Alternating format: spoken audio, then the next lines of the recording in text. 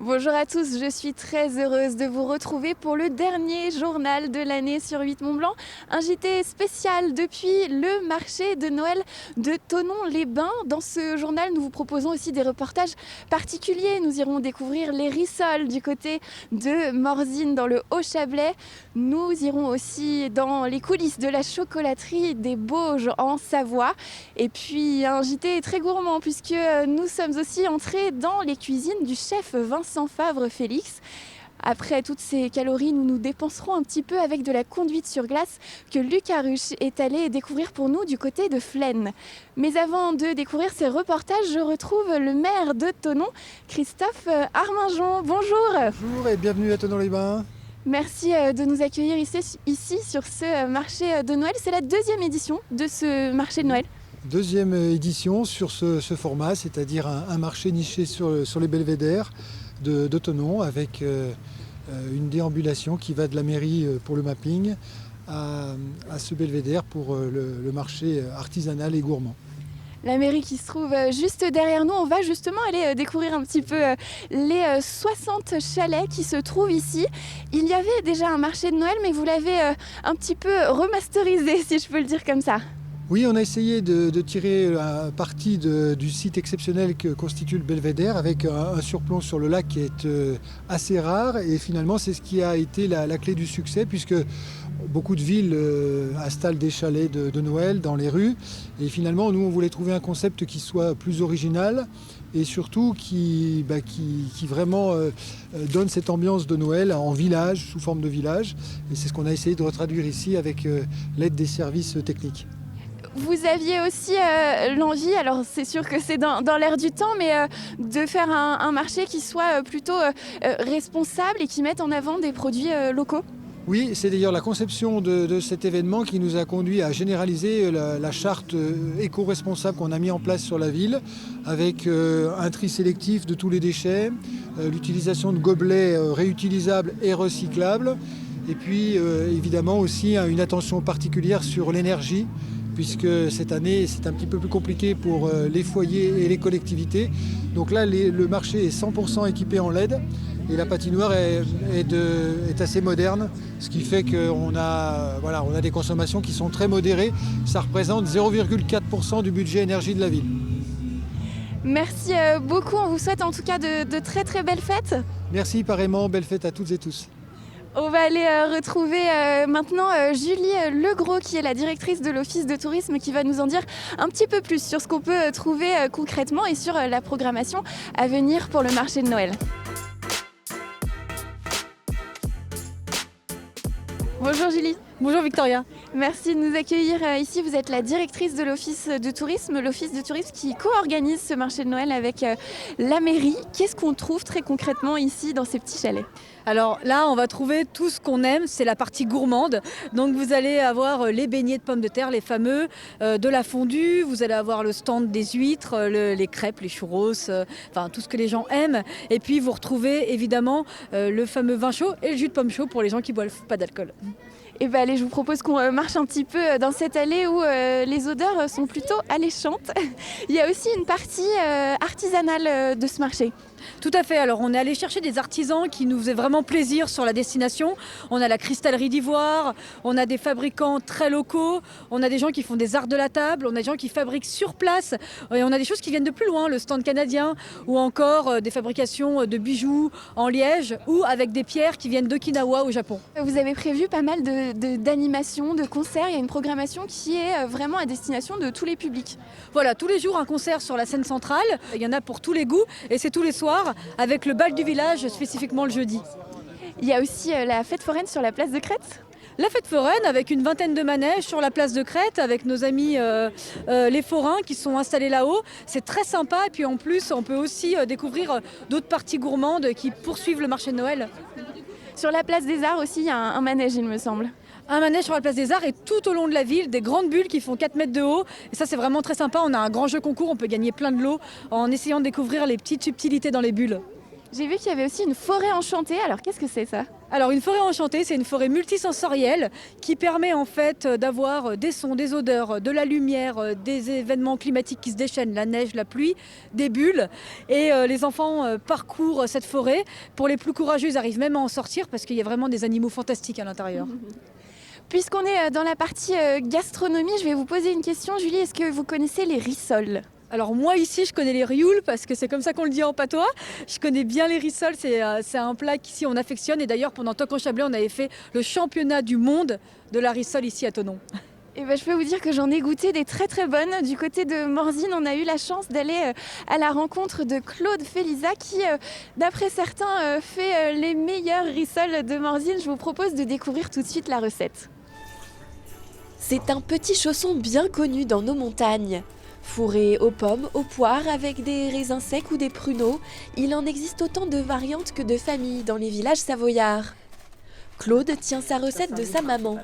Première étape, la fabrication de la pâte feuilletée. Le poids de farine et le poids de beurre. Si vous faites 1 kg de farine, 1 kg de beurre. Le beurre, vous partagez en deux. Vous mettez la moitié dans le premier pâton avec la farine, une poignée de sel dans de l'eau, qu'on dilue et qu'on verse en même temps qu'on fait le pâton. Ce pâton est la base des fameuses rissoles qu'il faut ensuite travailler. On fait comme un carré, vous avez vu. On étale le beurre. On plie. Je plie comme ça. Un, là, là et là. Voilà. C'est tout. Moi, je plie toujours dans le même sens, parce que j'ai appris toujours dans le même sens. Et je mets toujours une marque là pour savoir que ça, c'est en face de moi. Voilà, alors là, je vais le mettre au frais. Et chaque geste, chaque détail compte. Le secret d'une rissole qui gonfle réside dans l'exécution minutieuse de cette recette d'antan. Au total, Claude effectue 4 pliages, les 3 premiers avec du beurre et le dernier sans. Entre chaque pliage, elle laisse reposer sa pâte au frigo au moins 1 heure. Les rissoles sont donc aussi un travail de patience. Moi, j'ai travaillé avec mes parents, qui étaient à l'hôtel, à Bonnevalette. Et donc, je suis toujours restée avec elle. Et ma maman, c'est elle qui faisait la cuisine. Donc, c'est elle qui m'a appris à faire la cuisine. Elle faisait la pâte feuilletée pour faire ses feuilletages pour les clients. Et puis, elle faisait les rissoles en même temps. Donc, c'est comme ça que j'ai appris au fur et à mesure avec ma maman, quoi. De mère en fille, comme ça se passe souvent.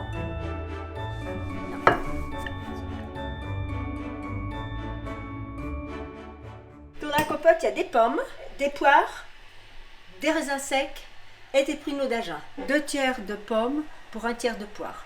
Puis après, on met une poignée de raisins secs. Ça dépend de la quantité qu'on fait, hein. Là, moi, je dois avoir une bonne poignée de raisins secs. Et puis, j'ai comme ça de pruneaux. Si on a des poires à rissole, on trouve des poires à rissole. C'est des poires qui sont dures, qui sont pas bonnes à manger crues, mais qui sont très bonnes cuites.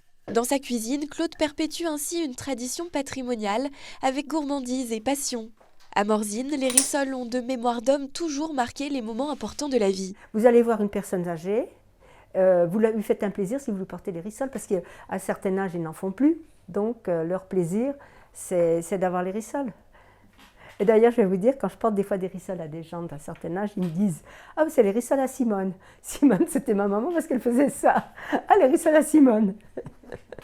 Alors, vous voyez un petit peu comment ça se suit. Oui, il paraît que c'est les vôtres les meilleures. Oh oui, ça c'est pas vrai. Elles sont toutes bonnes, toutes bonnes. De toute façon, quand vous mettez le beurre, le bon beurre et il n'y a pas photo, hein, et puis la bonne farce, les rissoles, elles sont bonnes.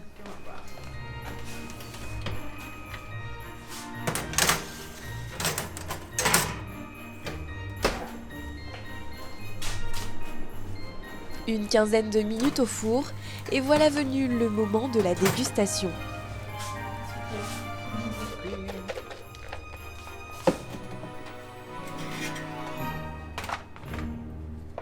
Julie, on est juste devant la patinoire de ce marché de Noël, une patinoire qui est un petit peu particulière.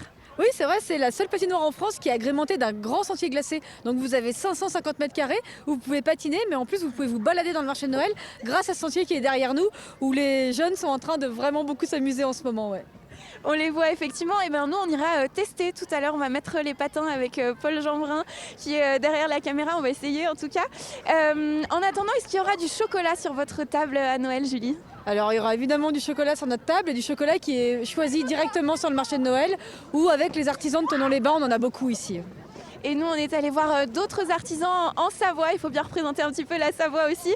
On a poussé les portes de la chocolaterie des Bauges. Emmanuel Jaude nous rapporte des délices gourmands. Regardez. Derrière l'une des façades les plus célèbres des Bauges, on s'affaire depuis de nombreuses semaines déjà afin de confectionner les douceurs qui s'offriront par centaines une fois les fêtes venues. Dans la chocolaterie des Bauges, Frédéric Pellier-Cuit est à la manœuvre depuis une décennie déjà.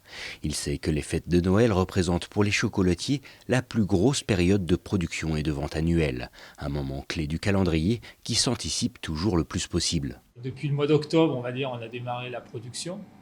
Et là, on va dire, on enchaîne sur les 3 dernières semaines, sur pratiquement du non-stop 7 jours sur 7. Non, Noël, c'est vraiment une grosse période, parce qu'en fait, il y a le particulier, il y a les entreprises, il y a aussi les APE, les écoles qui font des ventes voilà, pour subventionner voilà, les associations.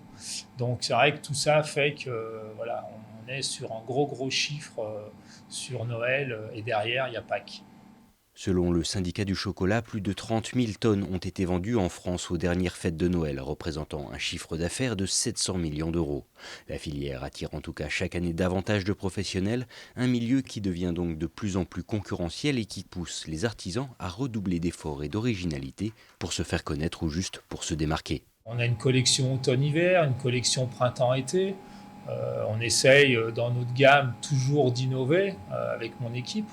Donc ça, je pense qu'aussi c'est important et la clientèle est demandeur de tout ça. Donc nous, c'est vrai qu'on travaille beaucoup. Là, cet hiver, on a fait une ganache poivre de Séchouan avec du calamansi. On a fait une ganache citron vert avec du yuzu. Après, on a fait une ganache caramel aux épices à pain d'épices. Donc voilà, on a du classique et on a aussi de l'originalité pour les clients qui sont demandeurs. Au-delà des modes et des tendances, le chocolat est loin d'être figé. Si une gamme d'une vingtaine de déclinaisons sont constamment présentées ici à la vente, des nouveautés arrivent régulièrement qui, bien au-delà des simples saveurs, nécessitent souvent un œil curieux et un savoir-faire particulier. Oh, des idées farfelues, oui, il y en a tout le temps. Après, là, pour 2023, il y a des petites idées. Là, j'ai découvert quelqu'un en partant en week-end à Turin, dans un marché artisanal. Là, on a découvert une liqueur de noisettes. Et là, je suis en train de réfléchir un petit peu sur un nouveau bonbon de chocolat. Mais là, ce sera sur 2023. On a un métier où on s'améliore tout le temps. Hein. Je me forme aussi, par le biais de stages, de formations avec des meilleurs ouvriers de France, voilà, pour toujours être à la page, toujours sur les tendances et voilà, les nouvelles techniques, parce que bon, on a un métier qui évolue énormément. Donc ça, c'est important aussi de se remettre en question.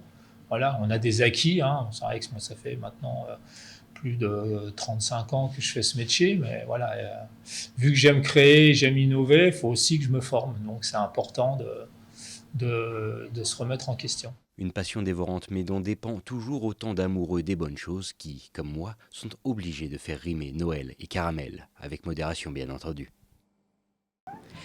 Bon, cette fois, on y est, Julie. On est à l'entrée de la patinoire. On va chausser les patins dans quelques minutes. Merci beaucoup, en tout cas, de nous avoir accueillis ici. On vous souhaite de très belles fêtes à Thonon.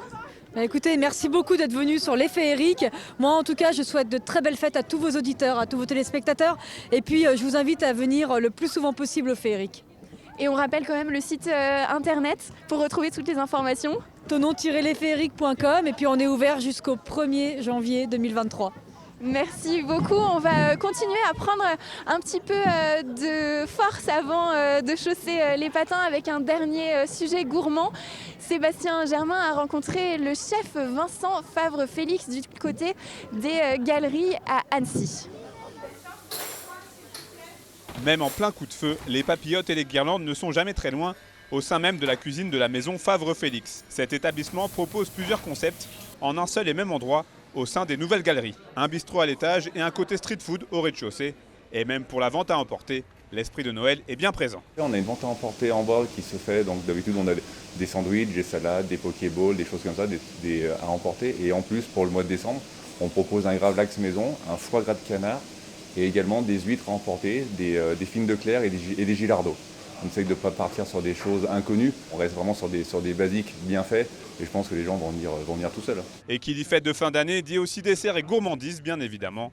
Et là aussi, la maison Favre-Félix n'échappe pas à la règle avec des produits faits maison comme les marrons glacés, les caramels, les guimauves et surtout les bûches de Noël. On propose une gamme de 4 bûches. On a une bûche aux fruits exotiques.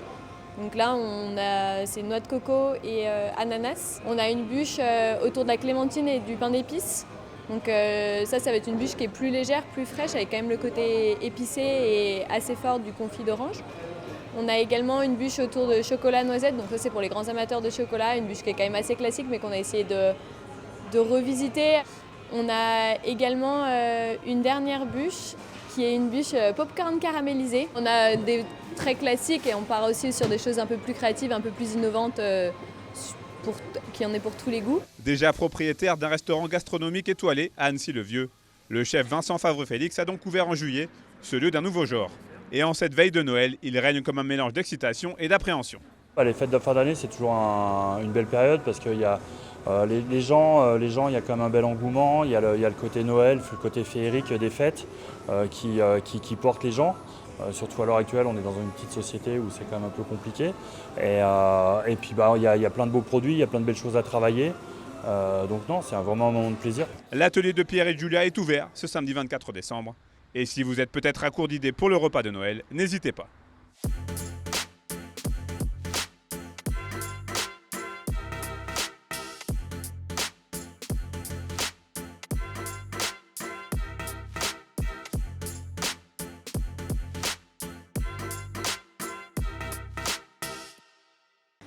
Ça y est, nous sommes sur la glace avec Paul Jeanbrun et Ivanoé Vibert. Et de glace, justement, il va en être question dans le prochain reportage, puisque Luc Haruche et Hugo Guirez sont allés découvrir la conduite sur glace du côté de Flaine en Haute-Savoie. On regarde.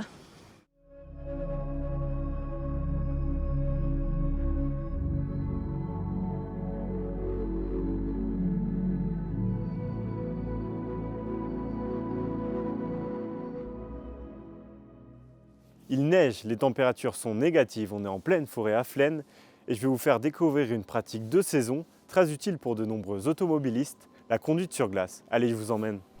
Mais avant de prendre le volant, les nombreux stagiaires débutent leur journée par un apprentissage théorique des rudiments de la conduite sur glace. Frein à main, la voiture pivote.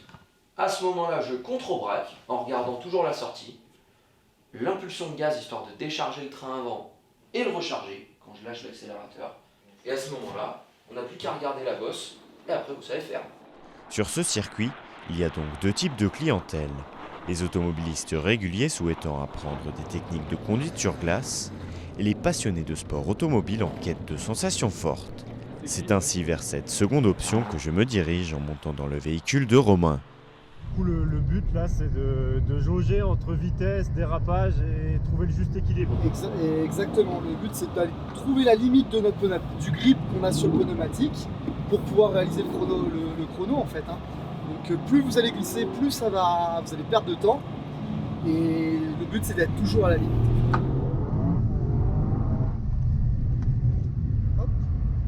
Bon, une fois enfin remis de mes émotions, je me dirige vers Eric qui est le directeur de la piste. Déjà bonjour. Bonjour à vous.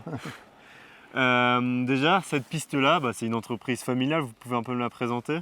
Oui, bien sûr. Le circuit a été créé par l'initiative de 3 personnes à Flaine, il y a 40 ans cette année.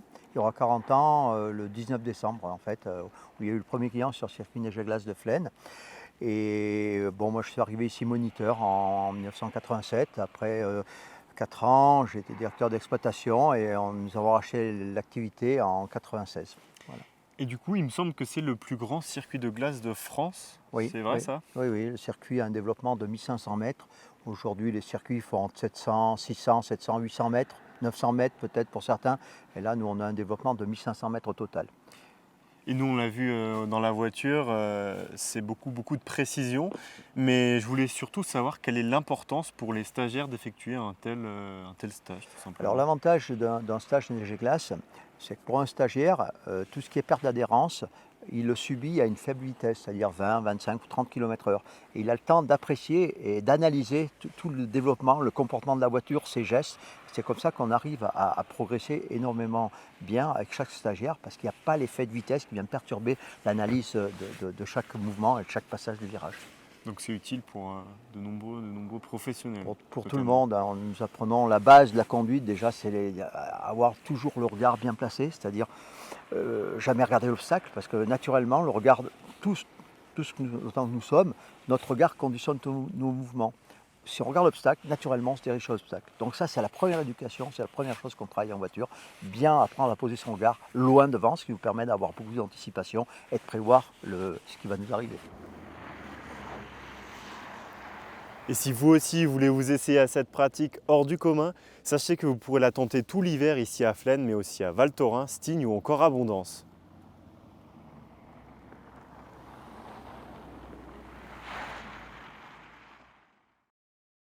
Et voilà, on arrive à la fin de ce journal. Merci de l'avoir suivi. Merci à la ville de Thonon, à l'office de tourisme également pour leur accueil ici. Merci à Paul Jeanbrun derrière la caméra et également à Yvan-Noé Vibert. Merci à vous de nous avoir suivis tout au long de l'année. Merci infiniment pour votre fidélité. Au nom de toute l'équipe, je vous souhaite de passer de très belles fêtes entourées de vos proches. On se retrouve l'année prochaine, en 2023, à partir du 2 janvier, puisque la rédaction prend quelques congés bien mérité. Je vous dis donc à très bientôt sur 8 Mont Blanc.